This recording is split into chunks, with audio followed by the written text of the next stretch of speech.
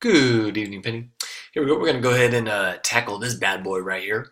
All right. So the directions were to factor, let's see, factor out the greatest common factor and then simplify the factors. Great. So that's what we want to do right here is we want to go ahead and first factor out the common factor, and then we're going to go ahead and what's it called, and then simplify it. Okay, so first of all, notice that every term, the first term's right here, the second term, the third term, they each have a 5 minus x in common. Okay, so what I kind of like to do, just so that we can visually see it better, is I like to just choose any variable. Maybe I'll just use a. I'm going to say let's let a be equal to 5 minus x. And what that means is I'm going to replace, every time I see a 5 minus x, I'm going to just replace it with a. And maybe this may help us a little bit more here, okay? And that's supposed to be a square. Okay, so let's see what happens here. So this now becomes 5a squared minus a cubed plus 7a. Okay, so again, this is the same thing as this. All I did is I replaced all of the 5 minus x's with a's. And this is just so that when we factor this, you can visually see it maybe easier. This one may be a little bit complicated to maybe grasp right away. So I kind of start with this and then you can kind of go back to that. So if I say, okay, now factor this, notice that every term has 1a in common. So I'm going to factor out a 1a. So what goes back inside? Well, 5a right here, because a times 5a is 5a squared. And then right here would be a squared. You say, how do you know? Because a times negative a squared gives me back negative a cubed. So I want to get 7a, which means a times 7 gives us 7a. All right, great. So we're done with the first part of the problem. It said to factor it. That's it. Okay, we can't factor this inside or anything like that. So we can just leave this as in factor form, but now we have to replace everything back with 5 minus x because the problem is not with a, it's 5 minus x. So I'm going to replace all of the a's now back with 5 minus x. Okay, so a, which is 5 minus x times 5 times 5 minus x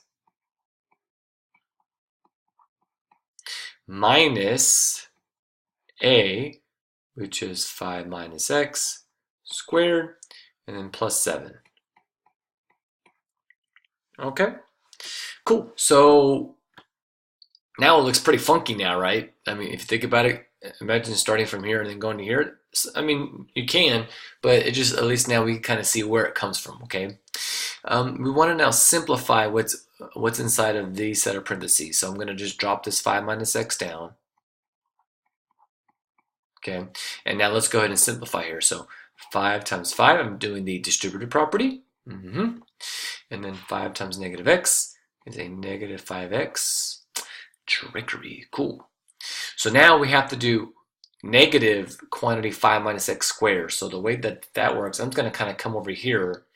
Negative 5 minus x squared. This is going to take a little bit of work here. I want to make sure I do step by step so you really can see what's going on. Okay, according to the order of operations, I have to square first before I multiply. So I can't distribute the negative sign. Okay, because it goes parentheses, exponents, and then multiplication and division. So the exponent comes first, so that means I have to do this. 5 minus x times 5 minus x. You see that there? I have to square this first.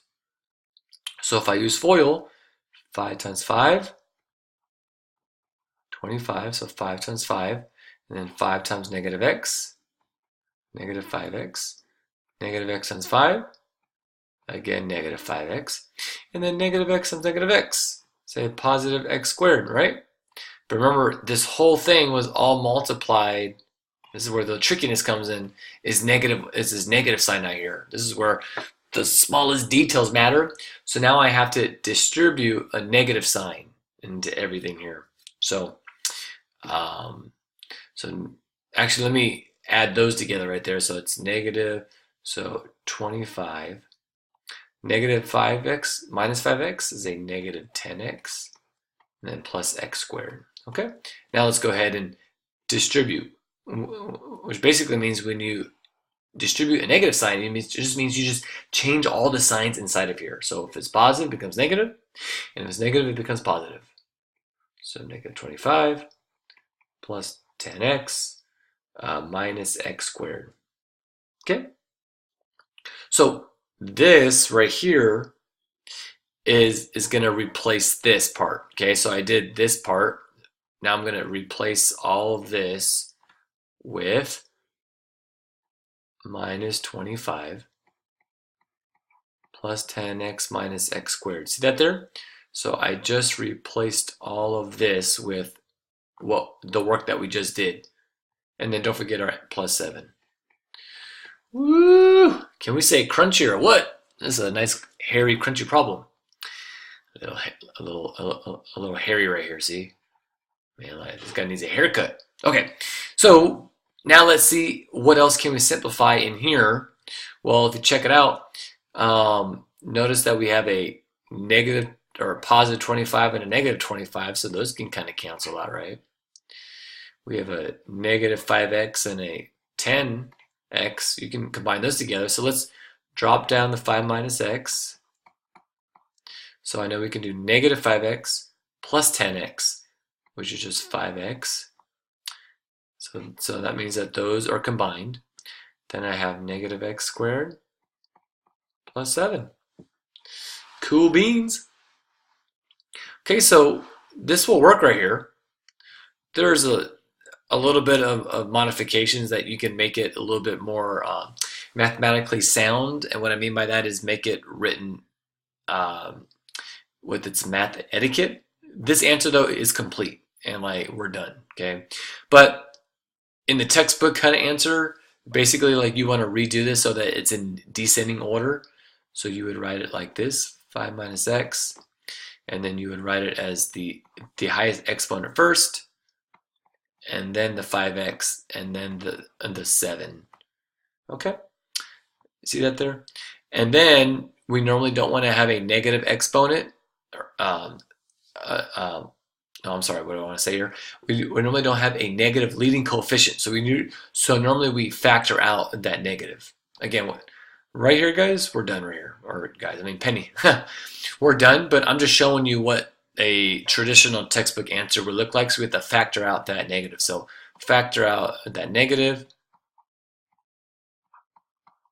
And then what goes back inside? Change all the signs. X squared minus 5x plus 7. The last thing now is distribute this negative sign right here.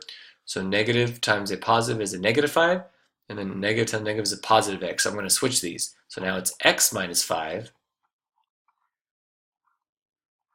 and then we have x squared, 5x plus 7. So this would be the traditional textbooky kind of answer.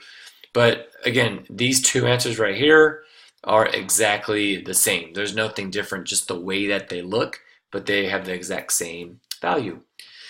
All right, well, that was a hairy, crunchy one right there. I hope that I answered your question.